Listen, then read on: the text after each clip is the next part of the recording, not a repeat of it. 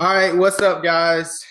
Starting out here, week one is almost in the books. We're recording this on Sunday night after this Lions Rams overtime game. Shout out to the Lions. But we're here on the Fantasy Podcast. I got Austin, Elliott, and Christian here with me, and we're going to run down some of our waiver wire pickups, recaps of some of the games, and kind of highlight what took place and what happened. Obviously, there were a lot of rookies that were drafted this year and a lot of expectations. So I want to lead it off with Christian here. He's going to talk about some of the quarterbacks. Christian, take it away. Yeah, and so just for consistency, I am using half PPR, so some of the stats and figures I may say can be a little bit off. But the three quarterbacks who really had a great performance today: Bo Nix, Caleb Williams, and Jaden Daniels. Now for all three of these, they all have mixed bags. So I'm going to try to present it like a buy, sell, or hold. So for Bo Nix, his stats were 26 completions on 42 attempts, 138 yards, and two picks. He did have 35 yards on the run, but what really hurt him was the two interceptions that he had. Yeah. So total, he had around 11 fantasy points for the day. He's rostered in just 13% of the leagues that I've seen so far. But at least for just his offense as a whole, it was really tough for him to go out, and it's obviously his first start. He has a lot of weapons around him. It's just they're trying to figure out the pieces. He's got Cortland Sutton trying to figure out that wide receiver too. Yep.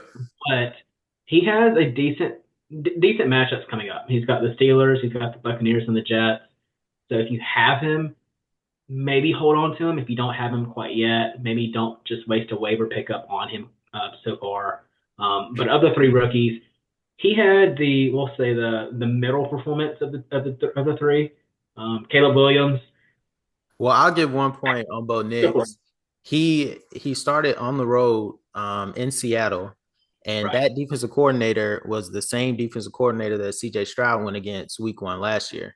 Yeah. And Stroud struggled. So just watching Bo Nix, like his poise, his decisiveness was impressive to me. And I think as the year progressed, they're going to make him use his legs a little bit more, which I thought became effective at the end. They came down and scored. I think he had that long 20-yard run down the end. So I was impressed with Bo Nix on the road, first start. But, like you said, I think there are better days coming for Bo Nix.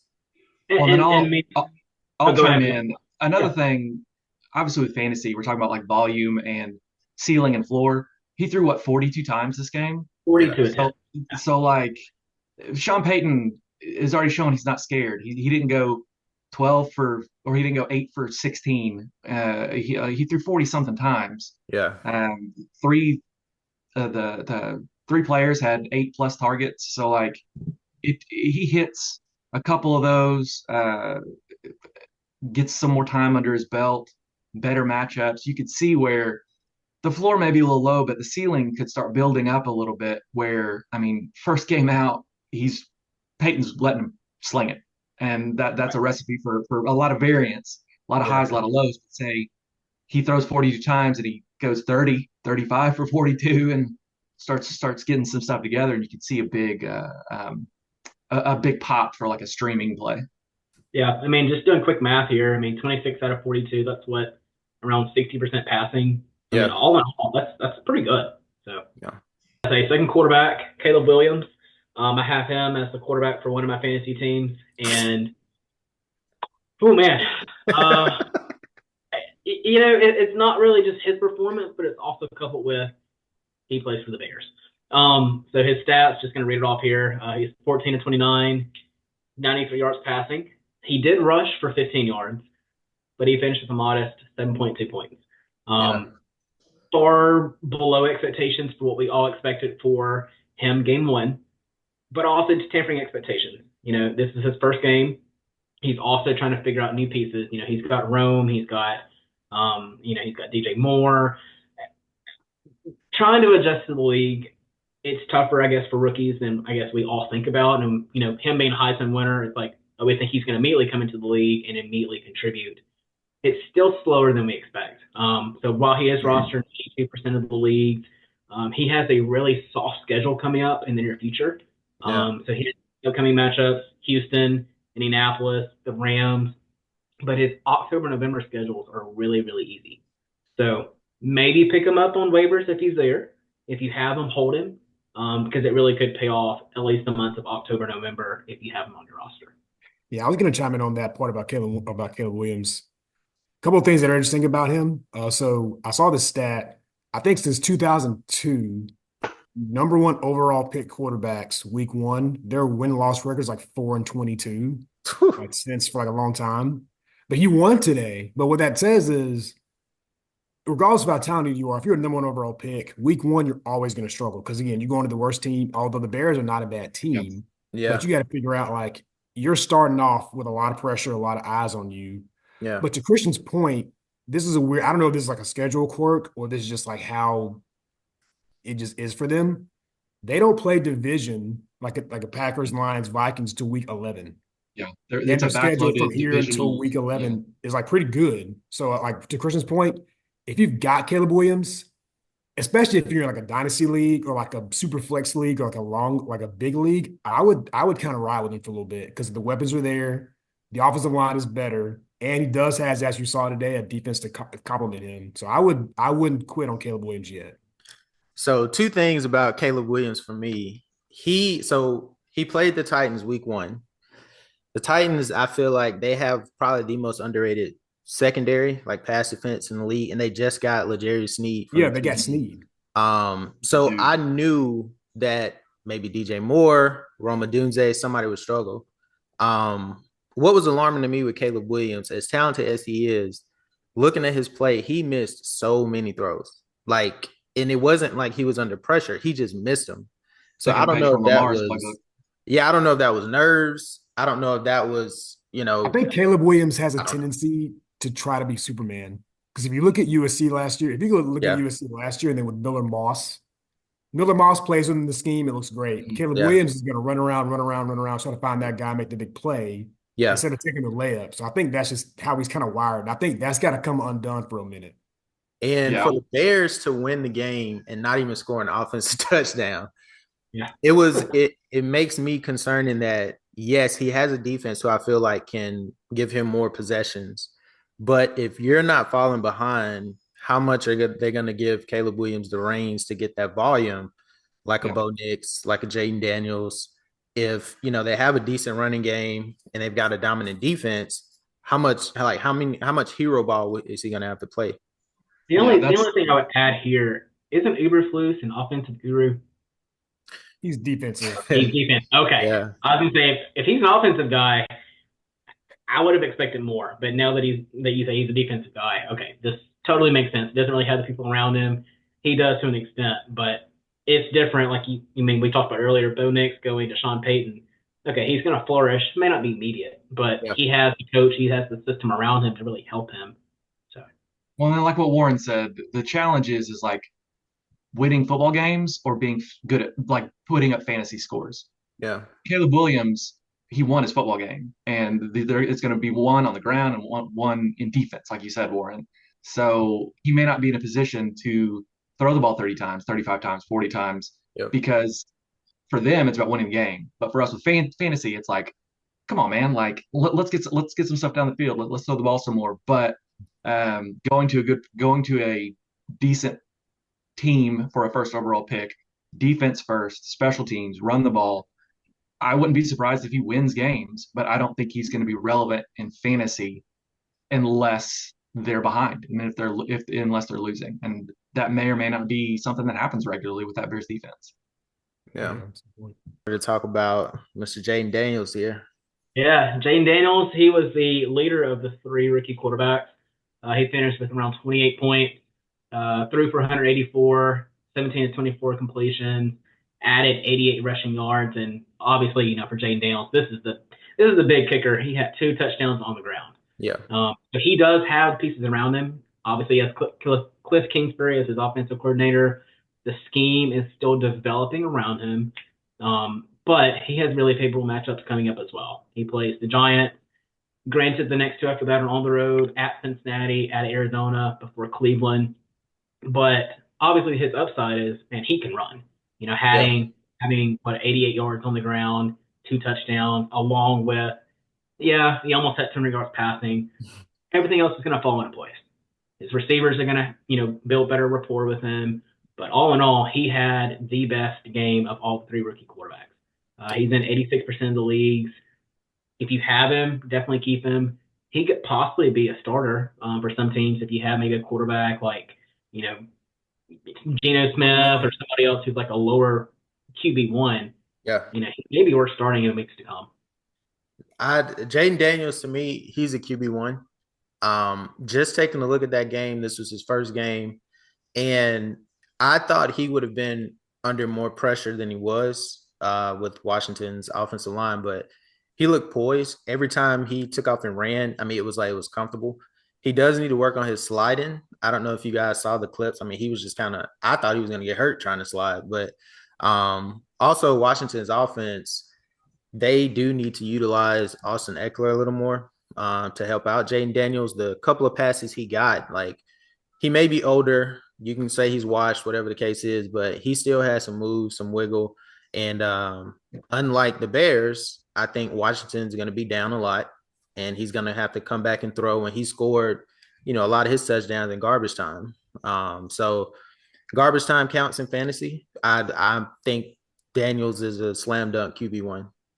I mean, if the ball's inside the 10-yard line, there's going to be quarterback called runs every Yeah. single time. He's the anti-vulture. I mean, like he's just going to be the dude that scores all of those. We saw it in the preseason. We saw it in this game. Like if it's first and goal, Jaden Daniels going to get 2 runs to get the ball in the end zone every time through designed runs, through quarterback sweeps, quarterback slams, quarterback draws, and he's very much what everyone thought Anthony Richardson was going to be last year before he got hurt. That high floor, he may only throw for 150 yards a game, but he's going to run for 50 to 100 yards a game, get 2 or 2 on the ground, and all of a sudden he's a top 10 quarterback in fantasy. Yep. And if I'll add this, obviously Cliff Kingsbury was with Cardinals. If he can have the same model, if he can have the same success as he had with Kyler, yes, Kyler had ups and downs. Anytime Call of Duty came out, Kyler was not as but he was MIA. But man, there were so many weeks where Kyler had insane stats, whether it was passing, like Austin, like you said, like him on the ground, man, he was having a ton of success. If we can see that same model with Jaden Daniel, I mean, Warren, you said it, like, I said he may be a fringe QB1 right now. You said he's a solid QB1 for some of your teams. I mean, the proof is in the pudding. If he keeps developing, he's going to be a solid starter. Not early in the season, at least the middle of the season.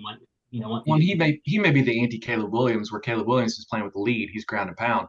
If Washington's losing by 24 points a game, Jaden Daniels is going to get that garbage. But his fourth quarter numbers are going to be nuts because they're going to be running, they're going to be throwing. So in fantasy, obviously, good quarterbacks or good running quarterbacks on bad teams end up really good fantasy value because fourth quarter, the other team's up by 17 points with 4 minutes left. They're just keeping stuff in front of them, and the quarterback's going to be able to make some stuff happen. And I think the math for that, for me personally, I have Jaden Daniels as my backup this week to Jordan Love. So guess who's going to start next week? Just Jaden Daniels too. Go ahead. No, I was saying Jaden Daniels too. Like, I think one thing you mentioned Austin, and so if you look at his upcoming schedule, based on again today's performance, and again it's only week 1, so we don't have all the information yet, but his next 3 games: Giants, Cincinnati, Arizona. Those are 3 pretty gettable defenses, at least based on what today looked like. Especially so if you want to, if you want to roster Jaden Daniels, like you definitely want to do it now. I'm not gonna tell you how much money to use on your fab budgets, but I would definitely try to get him, especially in a dynasty league where you can kind of stash him forever. But I think unlike Caleb Williams, so he's kind of an anti-Caleb Williams in another way. Caleb Williams has defensive culture. I forget the guy's name as head coach, but Jaden Daniels does have Dan Quinn defensive mind, but he's also got Cliff Kingsbury, who used to be a head coach, who had Kyler Murray, so that can help develop him and know how to use him. So he's got a voice to talk to, somebody to lean on, where Caleb Williams may not. So I was just gonna say, leaning off what Austin said, you had Jordan Love. That was gonna be one of my takes. Was the Packers as a whole losing Jordan Love. I think they initially said, 3 to 4 weeks, maybe. He's going to be out. For me personally, outside of maybe Josh Jacobs, I'm probably sitting all my Packers. It looks like they're going to move towards Malik Willis, who we all know about, or Sean Clifford, who we don't know about. Like I said, that offense, I mean, Malik Willis, I think the most he's had in a game is 99 yards. And just seeing him in Tennessee, I mean, that offense was atrocious. And unless they sign a veteran, I've heard rumors of Ryan Tannehill. I've heard they were going to try and get Ryan Tannehill. Then I heard they weren't. Tannehill, I think, could at least keep the offense afloat. It won't be as majestic as if they had Jordan Love. But until further notice, in my opinion, on all Packers, if they are moving forward with Malik Willis, I'm sitting everybody on Green Bay. Yeah, when before the season, all the chatter with Packers was like they're going to be a good team, Yeah. but we don't know who the number one is. Yeah. Their head coach was like, I hate that. I hate saying we don't have number ones. I want to have a team of guys that I can always throw to, which is great if you're trying to win football games. But Reed is the guy that goes over the top. Watson was the young guy that they were trying to get some work in the slot, like spreading the ball around, which is great, which is one of the reasons I like Love as a quarterback, because if you've got 3, 4 guys you can throw to, throw them to all of them. Yeah. But now without Love, and you don't have a bona fide getter, like a CD Lamb or something, you can throw it to 120 times and be good to go. It's going to be tough because Malik Willis, when he was drafted, was a project. Yeah. And he was what, 5th, 6th round, something like that, out of a mid major. He was a project when he got drafted and hasn't played at all. Yeah. So Josh Jacobs, I think, is definitely going to be a starter, an RB1 while this happens. But then they're going to load the box. They're going to make the throw. They don't have a bona fide number one. The Packers are, I mean, kind of in for fantasy like purgatory. Like you just don't know who you can rely on every single week. Yeah. Yeah, we got to at least see what week 2 holds. Like they play the Colts. I don't think the Colts defense is that good. There's a bad sour taste in my mouth from watching Malik Willis play. And I always root for people, man, especially in their first starts. I like to see people succeed, but that's just awful. And I think if Green Bay wants to salvage this season until Jordan Love gets healthy, they need to go and get a veteran, a Tannehill. I think Flacco's already signed somewhere. Yeah, I was gonna say Flacco. Yeah, Flacco's in Indianapolis now, I think. Yeah, he signed somewhere, but just looking at the Packers schedule, I mean, yeah, so they play Colts next week, then they've got the Titans, then they host the Vikings, and then they have the Rams. Woo. I mean, those 3 or 4 weeks that he's out, I mean, those are probably games that you really want to win, especially, well, obviously the Vikings are in division, but those are really the 4 games of solidify. Y'all all talked about not having a solid number one receiver. Yeah, he's got Dobbs, he's got Christian Watson. You got to pick somebody. And so now, okay, he comes back in 3 to 4 weeks. All right, he's got Cardinals, he got the Texans. Man, that's tough. So also trying to come back, also trying to rehab, then build that chemistry again with your receivers. I don't know how they're going to be, in the next 6 to 8 weeks. Yes, he's only out 3 to 4, but how quickly can he pick back up where he was week 1 and get back with his receivers? And we don't know if it's going to be 4 weeks. It could be 6, it could be 8. I mean, in the sense of like it was a strained MCL or something like that. Yeah. And we don't know. I mean, every injury is different. And I mean, Elliott, I'm with you in the sense of like week 1, we can't like burn the boats and call it the end of the day. Like still football to be played. And the good one thing you can say about the Packers is that the offense does play unselfishly like a team, because there's not one dude complaining for the ball, or they know Josh Jacobs is going to be able to carry the workload. So you just got to be confident in who your starter is going to be, that they're going to just do their job. No hero ball, no nothing. Like just do your job. And the team itself, I think, is a good enough team to produce. Yeah, and I think with honestly, like I know because I've had the attitude before. This is kind of like the Trey Lance dilemma. 2 years ago, I was like, you know what? Look, he's got Shanahan, he's got McCaffrey, he's got Kittle. Buy in. I was all in on Trey Lance. I actually drafted him as my starting quarterback to start that year. I was like, I got the hype, and I was bit. So when it comes to Malik Willis, some people may be tempted to say, you know what, it's Matt LaFleur, it's all the weapons, it's a great O-line, it's a great culture, but we've seen enough, we've seen what he can do. I've not seen that he's going to be that great. So really, Warren, just kind of like double up on what you said until further notice, until we see otherwise. Unless it's Josh Jacobs, maybe just no. Well, let me ask you this. So the next person I was going to talk about was Deshaun Watson. Would you play Malik Willis or Deshaun Watson? Who does the Browns play next week? Yeah, that's kind of Cleveland has Jacksonville, who just played, I thought, pretty well against Tua. Well, unless you're in like a 16 team league, neither of them is who I would play. right. Yeah, I was like, unless I have to? Yeah, Well, there's it not was enough. None just of the above. my segue was Deshaun Watson. I watched that Cowboys game. I was hyped to see it.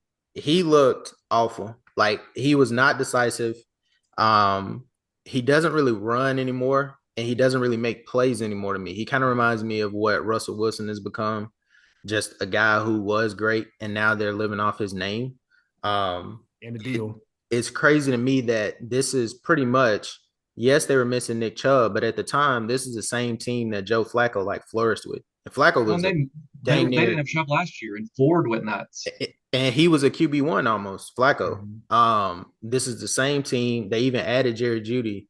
And watching that game, like Watson looks awful. And like I asked people earlier, I was like, is he in a class now with Daniel Jones? Um, and I was being serious. Like that's saying a lot because Daniel Jones is probably the worst quarterback in the league to me, starting quarterback. But Deshaun Watson looked terrible. And I mean, I feel for Amari Cooper, Jerry Judy. I thought Kevin Stefanski was a great coach, but Watson just looks terrible to me. I don't know, your guys' feelings on Watson but I want no parts of Cleveland, including him. What The only thing I would say about Cleveland, now I did not have the pleasure of watching the game, at least a big part of it. The only thing else about Cleveland is I think both their starting tackles were down today. Okay. I know two of their I don't know if it was tackles or what position, but two O linemen were down. And Watson threw the ball 45 times. So it's kind of like the Bo Nix argument. If you saw it 45 times, again, I don't want no part of Watson, but maybe Cooper can still get something. But see, think about Cooper. This is not a Cooper segment, but he's already kind of an up and down player anyway. Like Yeah. that's just kind of how he is. Well, Yeah. you But said that with Amari Cooper. I drafted Amari Cooper for one of my leagues, and I drafted him because he routinely gets you a consistent 10 to 12 points a week. Now I know that's not great. I know that's not bad. It is if you're trying to look at your team and say I need to have around 100 to 110 points each week, and he's going to consistently give you around 10 or 12 points. That's pretty good, especially for a flex. But really, the only bright spot that I saw from the Browns was really Jerome Ford, and even him. He's also still splitting with Nick Chubb. So No. eventually, eventually, yeah. So I mean, I'm not quite sure where you go with the Browns. I know you said you're fading all the Browns receivers right now, but at a point, you do have to play somebody. You're hoping that Deshaun Watson can build that rapport, and if you have Amari Cooper, hopefully it's him. If you have another receiver, hopefully it's them. Hopefully it's Shooty. But Well, they're we've not been depending waiting for on we've been waiting for Joku to break out. We've been waiting for Joku to break out for like 4 years. He's supposed to be he's supposed to have been that dude, and he's got the skill, but like, and he got hurt. and he got hurt, and Yeah, I like heard that. it's the Browns are a tough one. I agree with you, Christian, in the sense of like, depending on how big the league is that you're in, you may not have. I mean, if you're in like an 8 team league, like Warren's question, who you start Malik Willis? Like, no, we go someone else. But if you're in a big league, if you're in a 12 team league or bigger, you got to play someone. And last year Cooper was consistent. I think bringing in Judy may have hurt that a little bit because now you have another option, and Joku's supposed to be the guy. And of the Browns, Ford is the guy until Chubb's come back, and then you have another split backfield. Like I'm going to talk about later. I mean, how many split backfields do we have in the league? Um, A lot. Cooper's kind of the only guy. It feels like that you can rely on in kind of some capacity. But then again, you're stuck relying on Watson to get the ball. Yeah. Well, I'll say we've talked a lot of negative about quarterbacks and players. One player that I wanted to highlight was Baker Mayfield. I had him last year. He was pretty consistent. Now, today he threw 4 touchdown passes. It was against Washington, but watching that game, I think Baker can be penciled in as a QB1, probably low end QB1 just because he doesn't run a lot.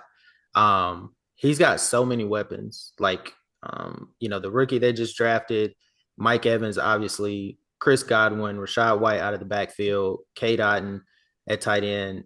And watching that game, like he looked so comfortable in that offense. And, they got a good offensive coordinator, Liam Cohen.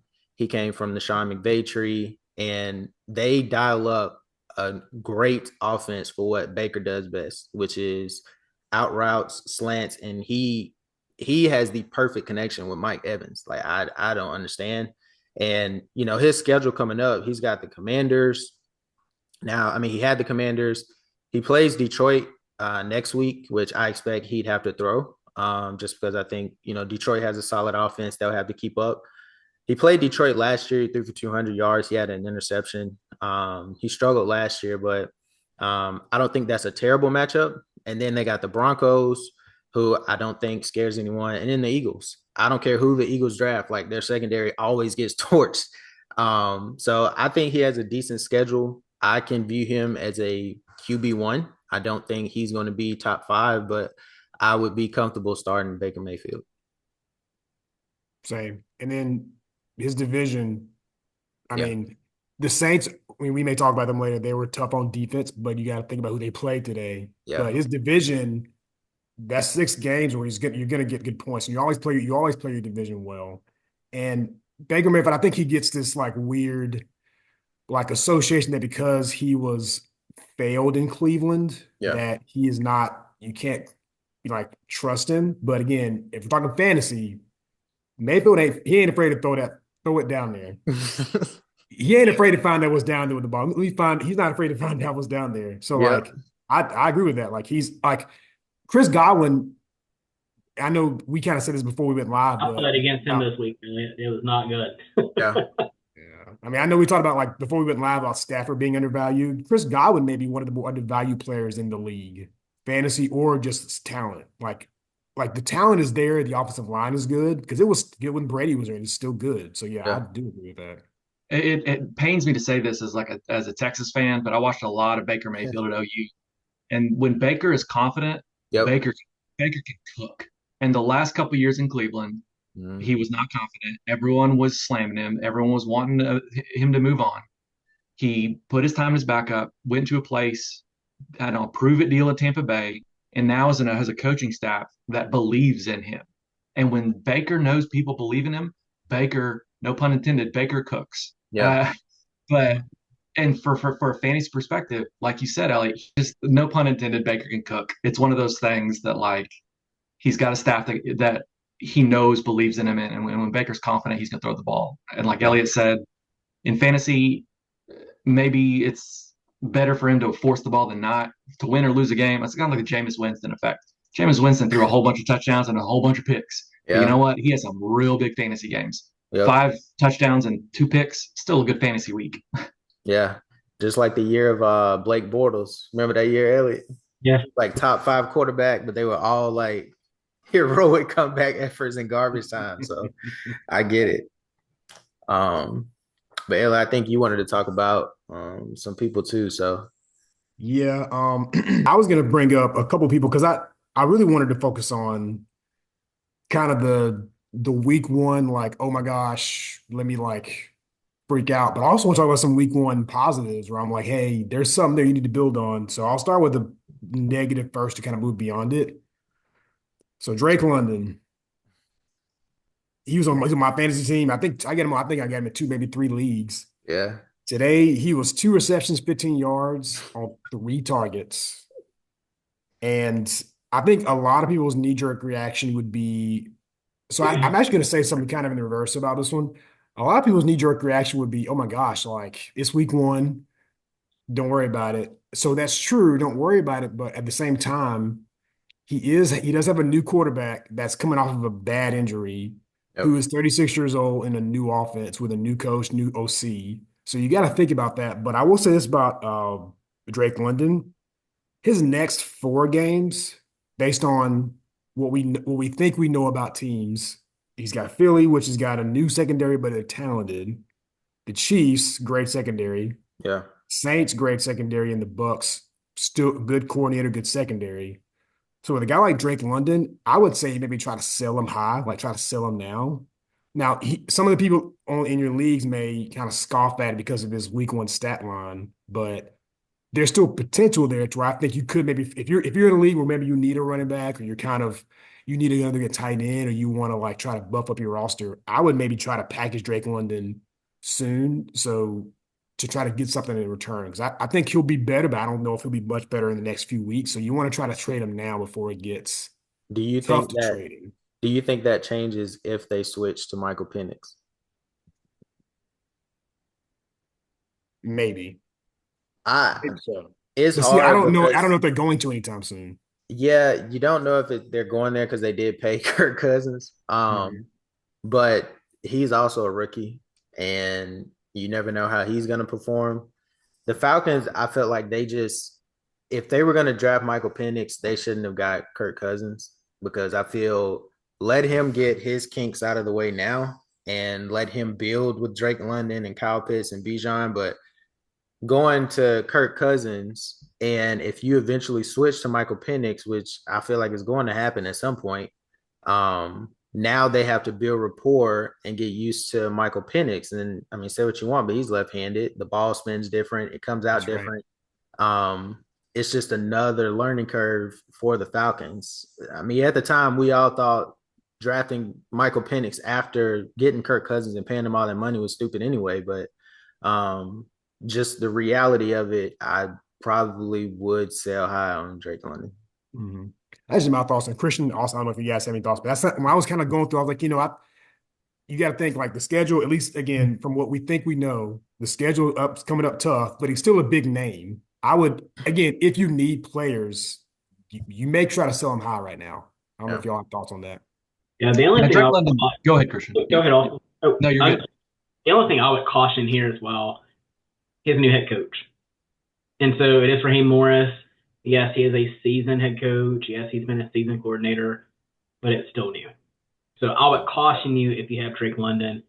Yes, week 1 result was pretty abysmal, but it has it can only go up from here. So I would just caution you, let the system continue to grow, continue to develop. If something happens to Kirk Cousins, and we all hope it doesn't, but if something happens, that's still going to be a new system change. So going from Cousins system to, okay, we're going to go to Penix. You said it, yes, the ball spins different, but I mean, Penix is pretty mobile. It's going to be different how he reads the offense. So be cautious. Elliott, you had a good point. Maybe you can sell him while you can, but I would just say just be patient the first 4 to 5 weeks of the season. It's not that he's a bust. Just be patient. Yeah, I mean, if anything, Kirk Cousins has proven he can feed good receivers. Now, Drake London is not Justin Jefferson. He's not even the same 5 tiers of Justin Jefferson. But scheming around getting the ball to, I mean, honestly, I think Pitts is probably the guy that needs to get his workload increased because Pitts is a freak. Drake is a supreme athlete, but he's more of a big body Keenan Allen type. And you gotta know how to use those guys. And the last few years, obviously Drake's had some challenges because he's had no quarterbacks. So it's also a learning not only for a new coach, new scheme, new quarterback. This is the first time Drake London has had a competent quarterback. Yeah. So he's gonna now learn what it's like to trust your quarterback to get the ball to him in the right spots. He'll know how to act. Yeah. Yeah, it's one of those things where Elliott and Christian, both of you guys are right in the sense of, for Elliott's perspective, if you can get if you can get someone you're more confident in as a fantasy owner to package Drake London for, that's great. But Christian, like you said, it's week 1. It's a huge quarterback upgrade. Drake London has the skills. He's not the only dude. You've got Bijan, you've got Kyle Pitts. So it may just be one of those things that week 3 or 4, we may be looking back at this and looking like just jerks. Like Drake London's going nuts, because Kirk's got it together, Drake's got it together, Bijan's cooking.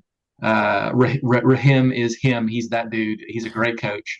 And so it's a great point you made, Elliot, in like the week one. The like, where are you? The freak out, the not, the decisions you have to make, and it's the hardest and best part of kind of playing fantasy is that week one chaos. As bad as Drake London was, he was better than Marvin Harrison. But Elliot, I'll let you go. Yeah, and I was gonna speaking of Arbor, I was gonna mention another rookie receiver that, based on the way his team looked, you may be like on edge, but I would caution Malik Neighbors to kind of just stick with this for a little bit. The Giants as a team look bad, but Malik Neighbors, 7 targets, 5 receptions of the 7 targets. Wan'Dale Robinson had 12, but he only turned 5 of them into catches, or maybe 6 if I'm looking at the stats wrong. Yeah. Malik Neighbors is talented. Daniel Jones needs somebody to throw to. Their receiver core is not that great. I know the Giants and Daniel Jones as a player give a lot of people like, but I would actually caution people.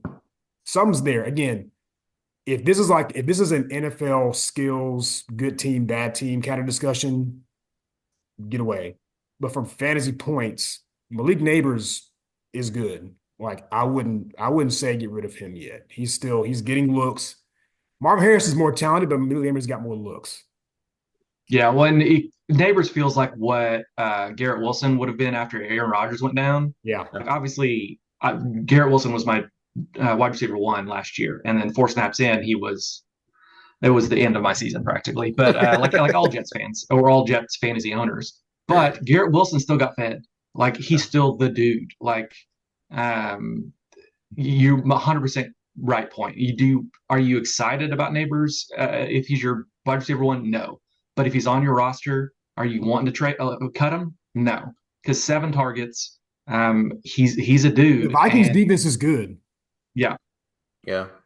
And so at least a wide receiver 1 is still a wide receiver 1 on a team. Like they're gonna have to throw the ball when they're down by 40 in the second quarter. Like Neighbors may make the same value as what Garrett Wilson had last year after Aaron Rodgers went down. Well, Neighbors, the Giants were down a lot this game, and I thought nobody. Yeah, I thought Neighbors would get more than what he got. I think that's just a byproduct of Daniel Jones, to be honest. But I will say, if this is sort of, as Christian says, consistency in fantasy, if this is sort of his floor, I'd be happy with that. What he had 11 points in full PPR, like I would be okay with my wide receiver 2, wide receiver 3. If his floor is 11 points, roughly around that area, I'd be okay with it. Yeah, I mean, if he's getting 7 to 15 targets a game, I mean, targets are one of the great indicators of like, not necessarily like boom potential, but like the floor. Like, I mean, if you're getting 7, 8, 9, 10 targets a game consistently, even with a bad quarterback, you're not going to get 30 points or 20 points, but 10, 11, 12, a la Amari Cooper, kind of Christian, what you're talking about. It's going to be more, you're going to be more involved as a fantasy owner of taking advantage of matchups. Like when the Giants have a less bad matchup, because they're never going to have a good matchup because of the Giants. But if they have a less bad matchup, Neighbors could produce. Yeah. Elliott, you had any more players you want to go over?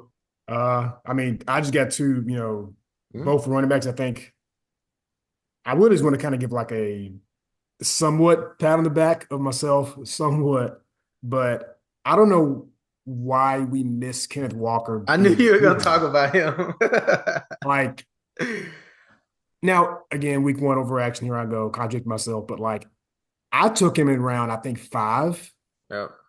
Like, and I was like 9th pick, so I don't know where I would have been in the snake area, but like, the running back 1 in Seattle, a top pick, good O-line, offensive coordinator that's pretty good. Like, this is a guy that, and his upcoming schedule is like, it could go either way.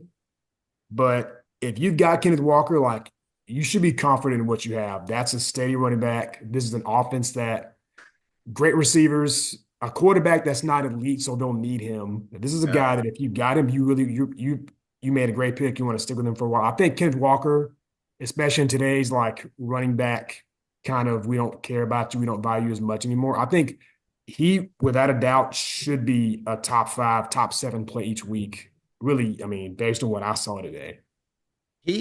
Kenneth Walker, I think the thing that scared people off of him was injuries. Mm-hmm. He constantly gets hurt. He got hurt today. But I think, he's going to be fine moving forward. I don't think Kenneth Walker is a sell high. I wouldn't try to trade him. I would probably keep him. Just looking at him, he actually looked more explosive today than I've seen since he's been in the NFL. Mm-hmm.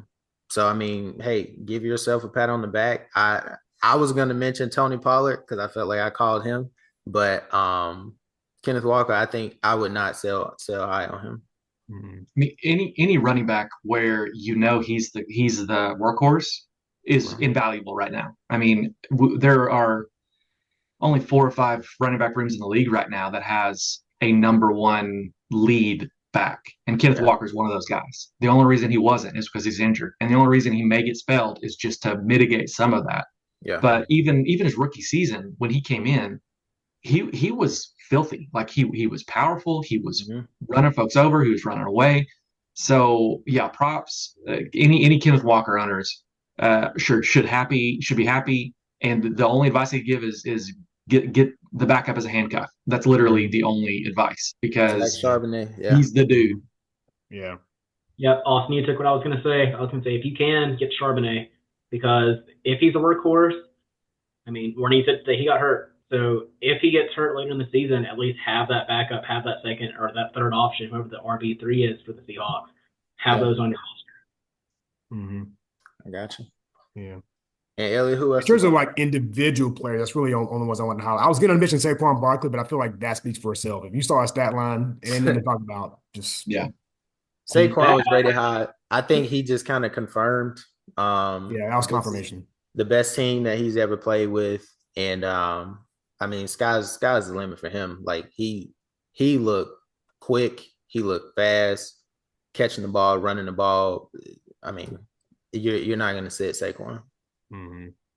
Now I know that we're going to move on to a little bit looking ahead. Waiver wires. I know most leagues hit them Wednesday. Some hit Thursday. Christian, I know you wanted to go over some pickups, some waiver wire pickups. Yeah, so I'll try to hit each position group. So for quarterbacks, the guy I had on here was Geno Smith. He's rostered in around 15% of leagues. I try to think about quarterback position. If you can get me 15 to 18 points a week, that's not asking for a ton. It's just, can you be consistent? That's Geno Smith. He has a lot of weapons around him. He has a solid receiving core.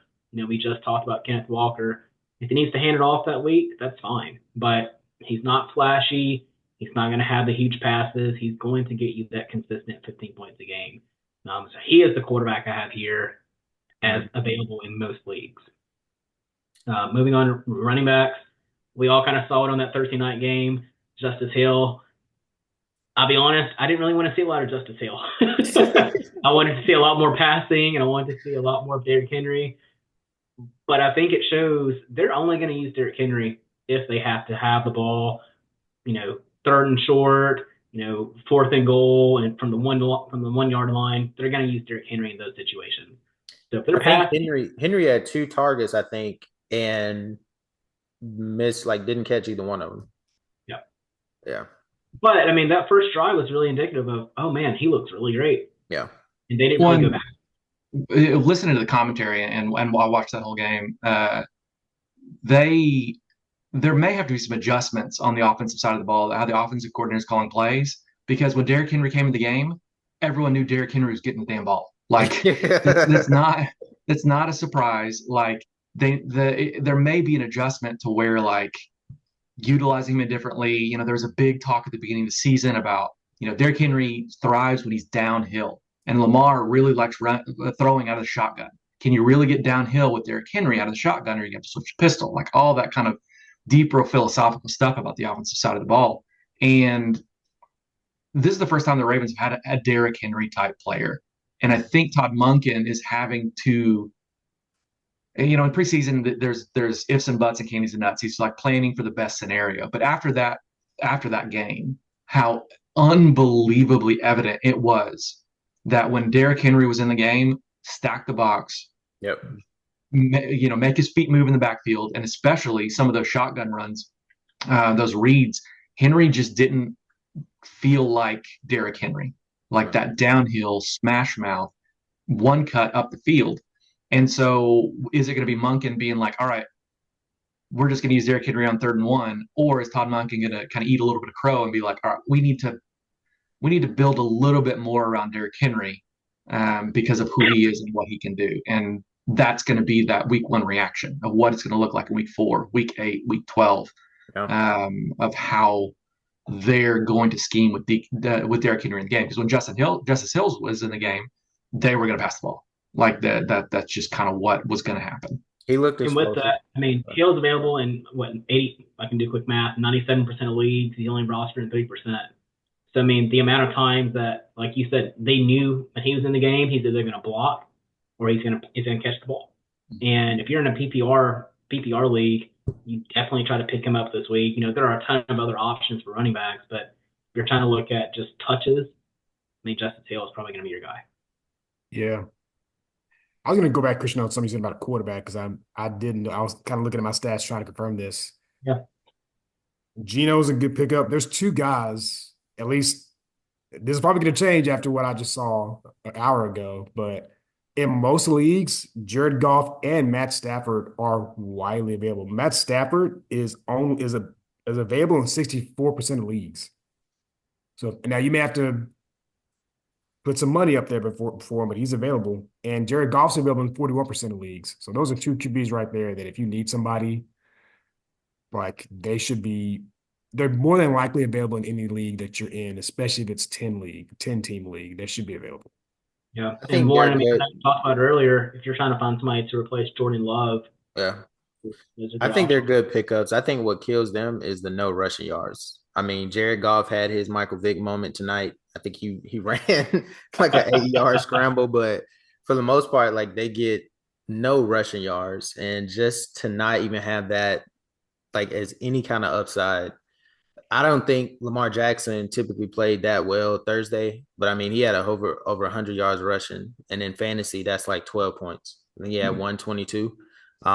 So it makes up for a lot. Same thing with Jaden Daniels. He had 77, I think, rushing yards. So if they're not hitting touchdowns, they might not get you the points that you're looking for. Yeah. Elliott, I'm going to kind of counter something you said earlier about the Falcons. So, wide receivers, Ray McCloud. He had 7 targets, 4 catches, and 52 yards. So, depending on your league, he had 9.2 points today. I know it's a crowded offense. He has a lot of receiving options. Also, the Pitts guy, but he's available in 99% of leagues. If he's available, maybe grab him.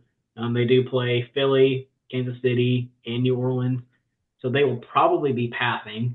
And I mean, if he had a target share of 7 targets, 4 receptions, hopefully that's a good trend in the right direction. He lined up in the slot, so hopefully he's going to be reliable for Kirk Cousins. But he's another great option if you need a quick flex guy, 9 or 10 points. I mean, he had 9.2 points today. That's a pretty good indication he may be there for the long term. I got you. All right. Is there anybody else you wanted to cover, Christian? I have one more guy. I have Greg Dortch. So number 1 in Arizona. Yes, sir. He's number 1. He finished one catch off of the target share. He had 6 catches on 8 targets. Yeah. That, I mean, they've got to have another guy with Marvin Harrison Jr. They got to pass to somebody else. So if he can emerge as the guy and be the wide receiver 2 for that offense, hopefully he can grow up on that target share. I think Greg Dortch, if I'm not mistaken, this was 2 or 3 years ago when they had he was like their number 1 wide receiver for like the first 2 or 3 weeks. He was very consistent. And I think he's one of those guys who knows how to get open. He reminds me of a Packers wide receiver. Not a big name, but can really play. And as much as I was hyped about Marvin Harrison Jr., I think better days are there for him. But Greg Dortch is a reliable target for Kyler Murray. And, Michael Wilson's also a big body who caught the touchdown pass today. I think Arizona has a lot of weapons. I thought Marvin Harrison was going to be the guy, and he still could be. But, like you said, Greg Dortch would be a great pickup because you get him out in space. I think he's a pretty good route runner for the NFL, and he can catch. Like he has reliable hands. So,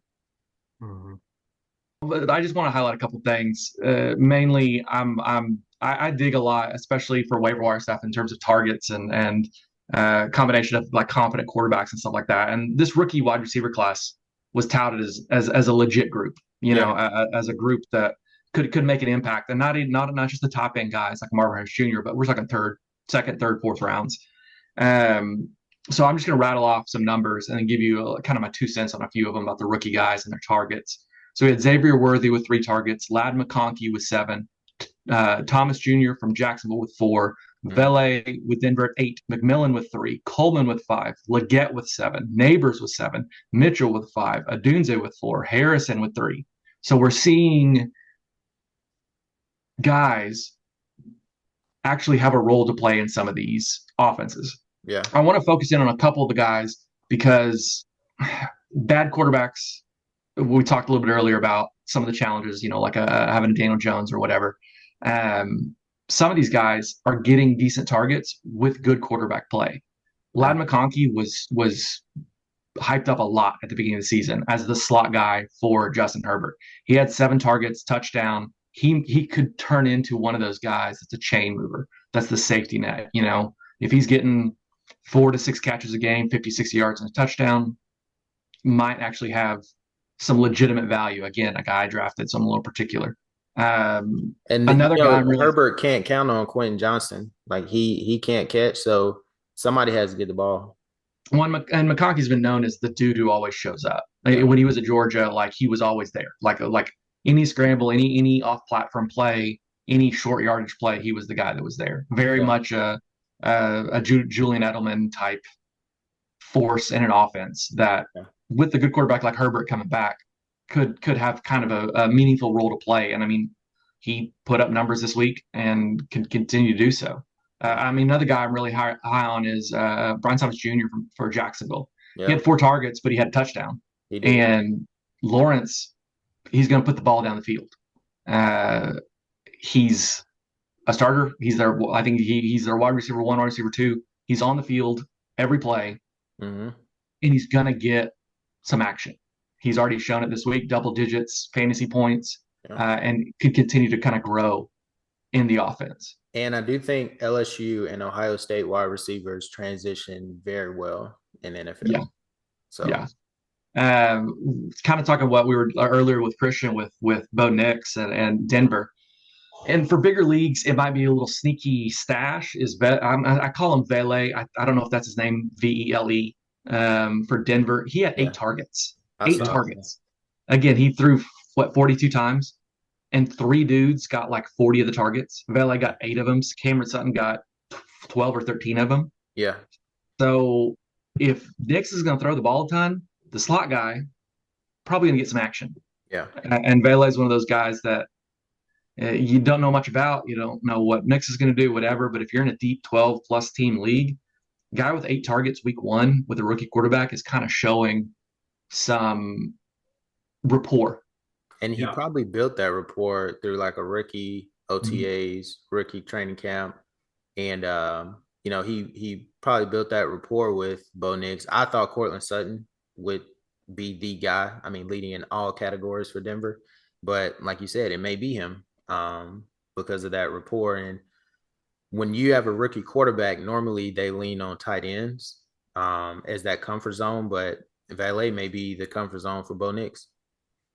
Yeah, well, and then because of Peyton's offense, where it's getting the ball out fast, getting those longer routes in the tree for Sutton is a little bit more of a challenge. Whereas Valet being on the unders, being on the meshes, being on the slants, you could see some progression. I mean, again, 8-10 team league, probably better options, but 12 team plus league, deep wide receivers.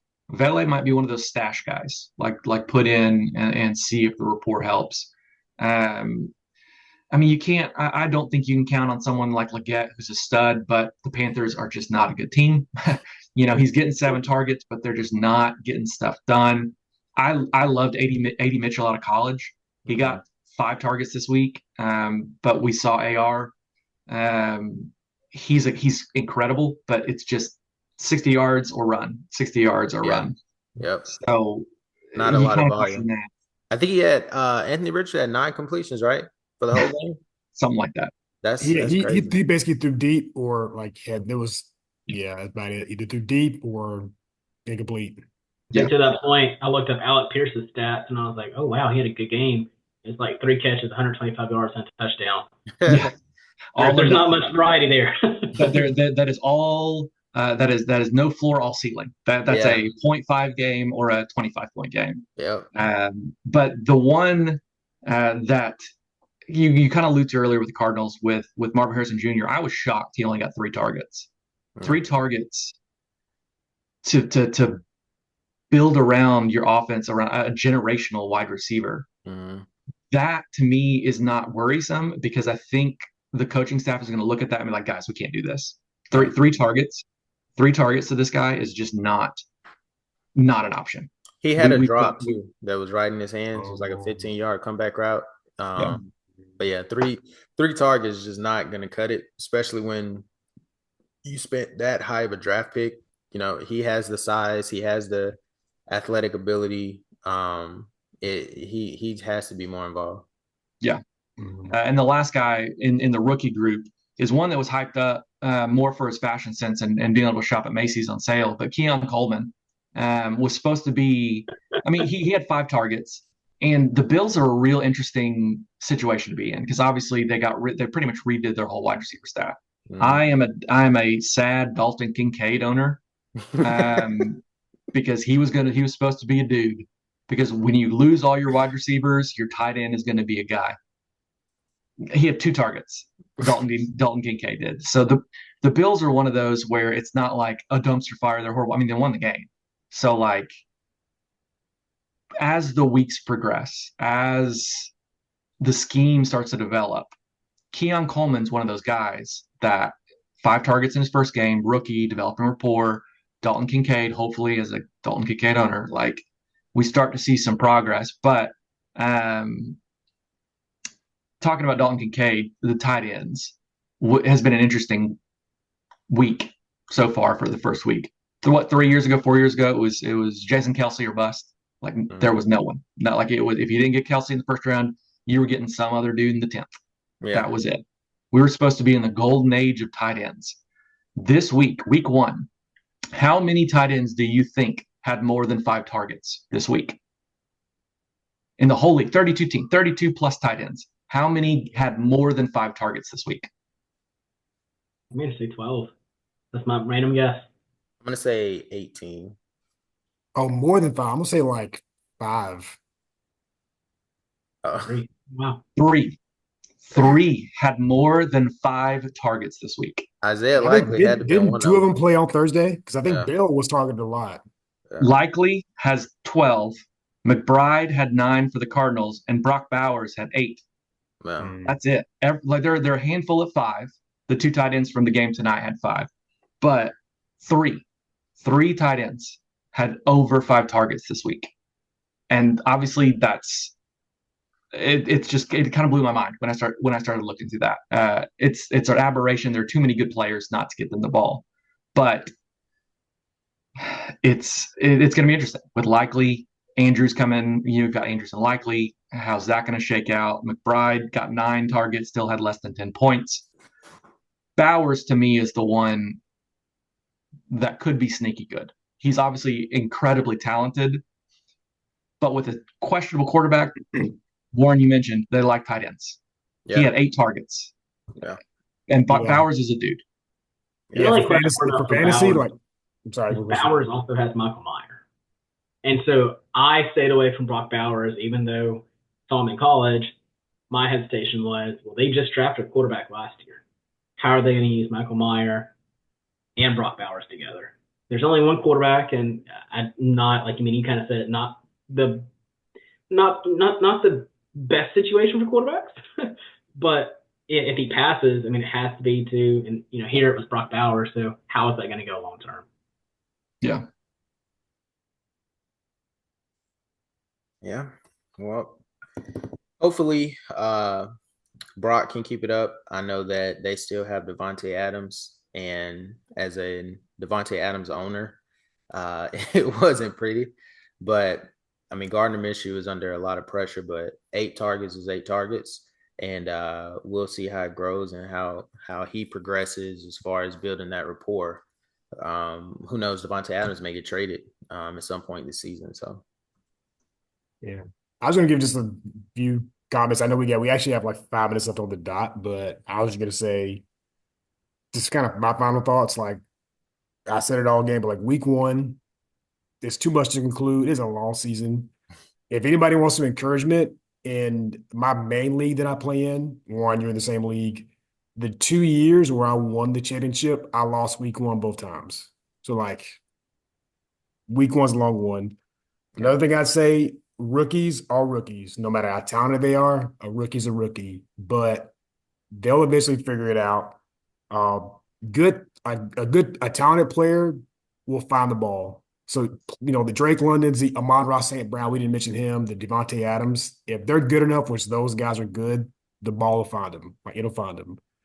One thing you got to think about too, it's early, it's only week one, and Colin Cowherd, who's like one of my favorite sports analysts that I follow, there's one thing he always says, and Chris, you probably know what I'm about to say. One thing he always says when it comes to the NFL, especially, the bad teams do not know they're bad yet, and the good teams aren't sure they're good yet. So, like, what and your best growth is going to go from week one to two, two to three. So, if you had a bad week or if you had a great week, around week four, we'll kind of know what we're dealing with. So, like these first 3 weeks, play the waiver wire, send the trades, watch, like study. Like we still got time to figure it out. Really, once you get to week four, it gets kind of tough from that point on. But like this is the time to finish where you really want to be playing those like experiments.